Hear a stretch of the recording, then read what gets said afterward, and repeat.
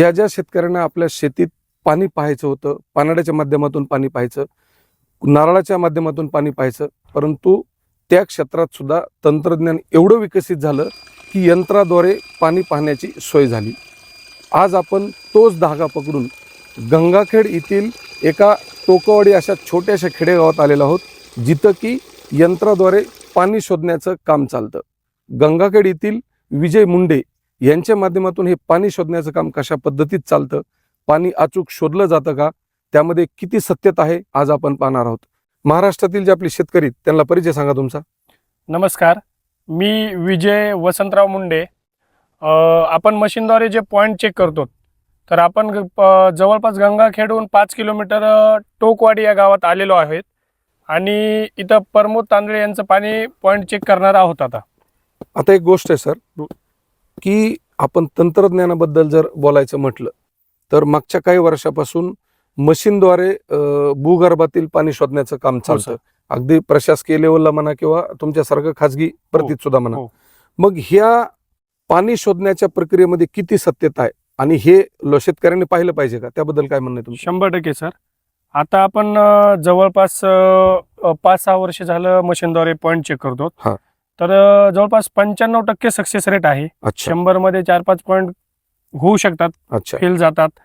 आणि जर आपण पाहिलं तर जो मशीनने पॉईंट चेक करतात, समजा जर आपण 3 इंच पाणी सांगितलंय तर साधारण 2 इंच, 1.5 इंच, 2.5 इंच कमी जास्त होऊ शकतं, पण 100% लागतंच पाणी काही ना काही. म्हणजे फेल जात नाही. आता एक गोष्ट आहे की बऱ्याच वेळेस आपण पाहिलं की बरेच जण असे तुमच्यासारखं काम पाणी शोधतात. बरोबर. भूगर्भातील जे अंदाज आहेत, अचूक अंदाज, त्याला आपण अंदाजच म्हणून एक प्रकारचे. तर तुम्ही जे पॉईंट शोधलेत आतापर्यंत मागच्या 5 वर्षापासून, त्या अनुभवावरून काय सांगाल की या तुम्ही जर एखाद्याचा शेतकऱ्याचा पॉईंट शोधला तर त्याची गॅरंटी किती टक्के देताल, त्याबद्दल काय सांगाल? तर आपण जे चेक केल्यानंतर जे आपण रिपोर्ट देतो त्यांना फुटेजनुसार, तर त्या फुटेजनुसार रिपोर्ट दिल्यानंतर जर समजा आपण 500 फुटापर्यंतचा रिपोर्ट दिलोय, त्याच्यामध्ये किती टप्प्यामध्ये पाणी लागेल, सातत्य म्हणजे त्याचं आपण घेतो की पाणी लागलं का नाही, शेतकऱ्यानंतर विचारतो. आणि आपले जे रिझल्ट आहेत, तर या पंचक्रोशीत जर कुठं बी आपलं नाव काढलं तर रिझल्टवरच बोलल्या जाते. आपलं नाव म्हणजे रिझल्टवरच बोलल्या जाते, दुसरा विषयच नाही. आता माझा प्रश्न एक असा आहे की मी तुम्हाला क्रॉसच करणार. बरोबर. त्याचं कारण असं की तुम्ही आतापर्यंत 90%चं सक्सेस रेशिओ सांगितला. हो.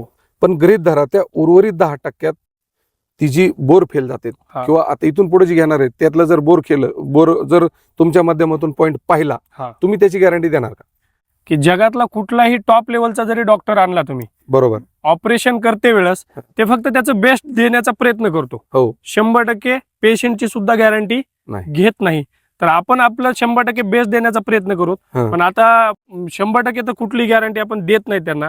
फीस वगैरे ची कशाची आपण जी फीस घेतो तेवढंच आपण त्याचं काम देण्याचा प्रयत्न करतो, त्याच्या व्यतिरिक्त कुठलीच गॅरंटी वॉरंटी देत नाहीत.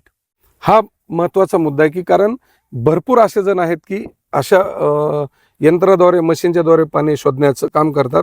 परंतु विजय सरांनी जी सांगितलं की शेवटी यंत्र आहे, काम तर यंत्राद्वारेच करायचंय, परंतु यंत्राच्या माध्यमातून जे पाणी शोधण्याचं काम चालतं ते यंत्र सांगतंय, त्यानुसार ते तुम्हाला रिपोर्ट देतात.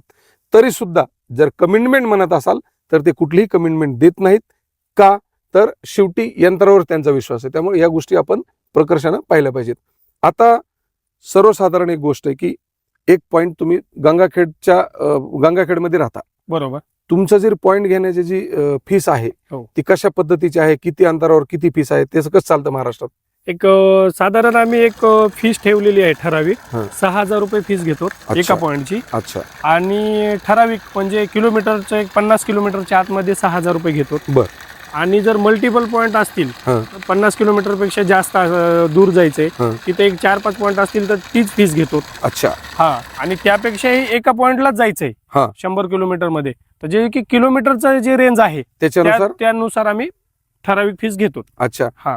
आता मला सांगा की भूगर्भातील ही जी पाणी शोधण्याचं काम चालतं, आता बोर असेल किंवा विहीर असेल, तर दोन्हीचं काम दोन्ही पाहतात का आणि त्याच्या पाहण्याच्या पद्धती कशा असतात?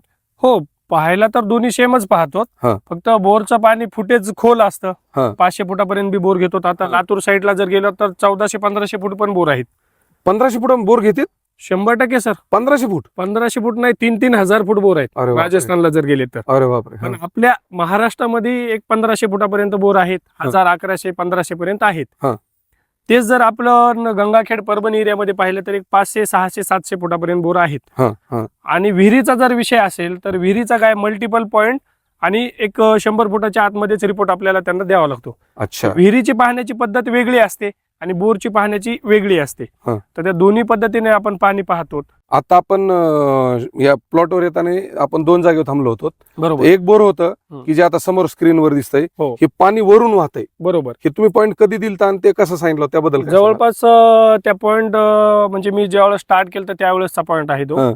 आणि बोर वरून वाहतंय? वरून वाहते बोर. त्या बोरला पाणी साधारण 60 फुटालाच आहे. अच्छा. आणि तो बोर 400 फूट आहे. अच्छा. तर तो बोर जो वाहतो, आता माझ्या शेतात सुद्धा स्वतःच्या बोर असाच कंटिन्यू वाहतो, पण ज्यावेळेस आपण मोटर चालू करतो त्यावेळेस ते वाहण्याचं प्रमाण कमी होतं. अच्छा. असे भरपूर पॉइंट आहेत की जिथं आपण महाराष्ट्रामध्ये जाऊन त्यांच्या व्हिडिओ घेऊ शकत नाहीत. मला कस्टमर सांगतात की सर असे नांदेड जिल्ह्यात तर काही गाव आहेत तिथं माझे 50-50, 60-60 पॉइंट आहेत. 7.5 HP 5 HP मोटर आता कंटिन्यू चालू आहेत. अच्छा. एवढे बेस्ट रिझल्ट आहेत मशीन. आता हे जे बोर वरून वाहतंय ते वरून आता हे कंटिन्यू वाहतं का सीझनला पुन्हा? नाही, आता हे एक साधारण जानेवारी एंड पर्यंत वाहतो. आता त्याची पाण्याची उपसा जर चालू झाला तर तो वाहणं बंद होतो, कारण त्याच्यावर आणखी एक सेकंड बोर आहे. 2 बोरच्या मोटर कंटिन्यू चालतात एकाच लाईनवर. अच्छा. हा. आता तुम्ही ही जी गावात बोर घेतलं तुम्ही दुसऱ्याला, आता समोर आता कालपरा बोर घेतलेला आहे, तर हे किती फूट घेतलं, त्याला पाणी किती इंच लागलं? एक तो बोर आपल्या रिपोर्टच्या हिशोबानं 400 फूट घ्यायला पाहिजे होता, पण त्यांनी घरी पाण्याच्या हिशोबानं घरगुती पाण्याच्या हिशोबानं 1.5 इंच पाणी लागलं की बोर बंद केला आणि 250 फूट बोर घेतलाय. कारण गंगाखेडमध्ये जवळपासच्या एरियात माझ्याच बोरच्या गाड्या आहेत, त्याच्यामुळं मी साधारण माझ्याच बोरच्या गाड्या पाठवण्याचा शक्यतो प्रयत्न करतो. अच्छा. तो माझ्याच बोरच्या गाडी पण गेली होती. आणि हे जवळचे जे गाव आहेत त्याचं साधारण पॉईंट सगळ्यात जास्त आपलेच आहेत. आता तुम्ही सांगितलं की बोरचा जर पॉईंट घेतला तर त्याची फीस 6,000 रुपये. हो. पण जर विहिरीचा पॉईंट घ्यायचा असेल? बरोबर सर, महत्वाचा विषय बोलले तुम्ही. विहिरीचे चार्जेस आपण 10,000 रुपये घेतो, कारण विहिरीचं जे काम आहे तसं डीप मध्ये पण आहे, त्याचे वेगवेगळ्या हे आहेत, त्यानुसार आपण विहिरीचे 10,000 रुपये घेतो. लोकल एरिया असो किंवा लॉंग 50 किलोमीटर पर्यंत 10,000 रुपये घेतो. बाकी किलोमीटर प्रमाणे ठरलेलंच आहे. हे शक्य असेल का बरं की मशीन ते खाल्लं पाणी डिटेक्ट करते? हो सर. काय तंत्रज्ञान आहे त्याबद्दल? सर ही मशीन जी आहे ती मॅग्नेटिक फील्डवर काम करते. अच्छा. वाहत्या झऱ्याच्या लाईनवर. अच्छा. त्याच्यानुसार मशीन काम करते. ह्याच्यामध्ये कुठली जादू टोना काही नाहीये. हे सगळ्यात महत्वाचं की आणि मशीनच्या द्वारेच ते तुम्हाला विश्वास देतात. त्यामुळं विश्वासार्हता आणि गॅरंटी ह्याच्यावरच अवलंबून आहे. त्यामुळं आपण विचार करताना सुद्धा असा विचार करायचा की आपण मशीन आपल्याला पॉईंट दाखवलाय, आपण बोर घ्यायची, शेवटी आपली लक. एक गोष्ट तुम्हाला विचारायची, आपण जिथं आता तुम्ही पॉईंट पाहणार आहेत इथं तर आंबे दिसतेत, खाली गहू दिसतोय सगळा हिरवागार, मग याच जागेवर पाणी? बरोबर सर, तुमचं म्हणणं एकदम करेक्ट आहे. आता तर पूर्ण इथं पाणी आहे, पण जे आमचे कस्टमर आहेत प्रमोद सर, त्यांचं जे विहिरीचं पाणी आहे ते आता 1 महिन्यामध्ये कमी होतं. अच्छा. तर हे बोर आता नवीन पॉईंट घेऊन ते साठवणीसाठी विहिरीत सोडणं आणि नंतर त्याचं या आंब्यांना गव्हाला जर पाणी कमी पडलं तर ते देण्यासाठी, कारण त्यांना माहिती आहे एवढ्या वर्षाचा अनुभव आहे, 100% पाणी कमीच होणार आहे, त्या हिशोबाने आता नवीन पॉईंट ते घेऊन नियोजन पुढलं चालू आहे त्यांचं. अच्छा. चला मग हे नेमकं पाणी कसं शोधतात आपण पाहूया.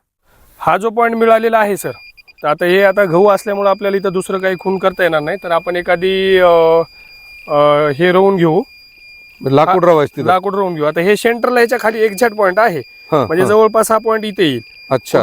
हे बघा इथे पॉईंट येईल एक्झॅक्ट ही. अच्छा. तर एक लाकूड रोवून आपण त्याची खून करून घेऊ. हा पॉईंट आहे एक्झॅक्ट. आता ह्याला क्रॉस व्हेरीफाय कसं करतात, क्रॉस चेक कसं करतात ह्याला? आता सर आता आपण ह्याला क्रॉस व्हेरीफाय करून घेऊ. ह्याच्या पूर्ण साईड चेक केल्यानंतर क्रॉस व्हेरीफाय होतं. अच्छा. आता ते कसं होतं ते मी तुम्हाला म्हणजे समोरासमोर केल्यानंतरच लक्षात येईल. मी सांगण्यापेक्षा करूनच दाखवतो. आता जे आता आपण ह्याचं क्रॉस व्हेरीफाय करत आहे, ह्याच्या 4ही साईड घ्यायच्या आहेत आपल्याला. अच्छा. तर आता हे जे आपण क्रॉस व्हेरीफाय घेतो त्याचा प्रत्येक राऊंड पॉईंट कडेच गेला पाहिजे. अच्छा. प्रत्येक राऊंड पॉईंट कडेच गेला पाहिजे, बरोबर.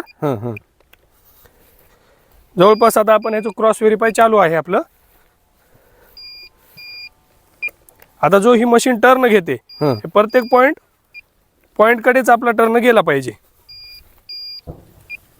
आता हा क्रॉस व्हेरीफाय चालूच आहे, तर बघू शकता तुम्ही प्रत्येक राऊंड पॉईंट कडेच गेला पाहिजे आपला. ह्या 2 साईड तर झाल्या सर कंप्लीट. आता राहिल्या ह्या 2 साईड, तर ह्या बघू शकता तुम्ही.